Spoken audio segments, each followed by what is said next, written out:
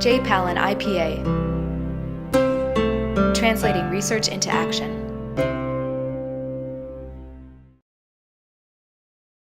For over 15 years, microcredit has been praised as an important ladder to help people get out of poverty. But does it really succeed?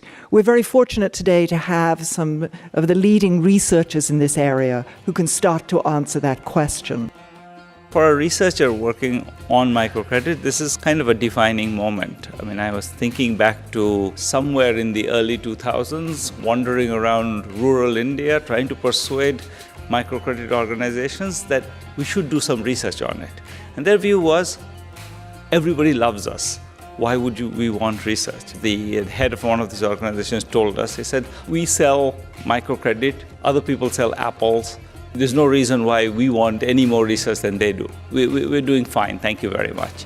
What impact has microcredit had on the lives of the poor? And what lessons do we have to learn about where to take the industry from here? I want to be able to demonstrate with the World Bank Group that finance, that financial tools, that financial institutions, when properly set up, when properly utilized, can help and can make a difference. Although all of these projects started a long time ago, independently, they very much are after the same question, collected the same data. I thought it would be very useful to have them unified in one place. I think it is rare that we get a chance to do that.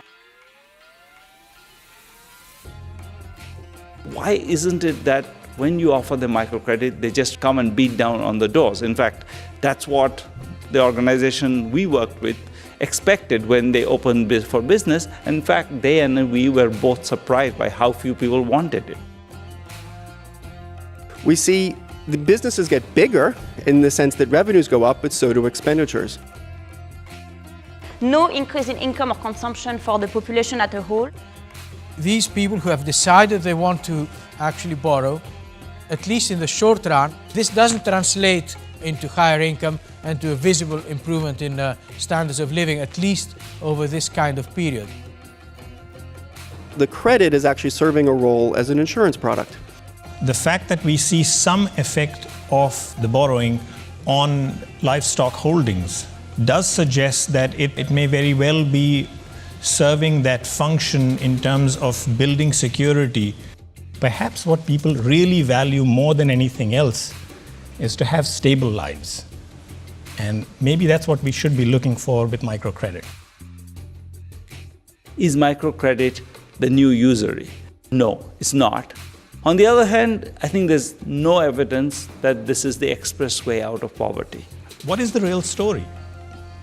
The big question that we would like to answer is, what's the right product to have? What is it that we want microcredit to be? We see some people seem to be doing really very well when they get access to microcredit, 5% of the population. How do we target that 5%? I think we are still a long way away to really understand how these things work. What happens to the money? Where does the money go? I think as a researcher, one way out of this is to be a bit more adventurous. One of the things I'm most excited about is the fact that all these data from these 6 studies are now up. And so enterprising students and scholars can now do a lot more work with a lot more statistical precision. All of that means that we have something to do. Another exciting 10 years are coming. Thank you very much for being here.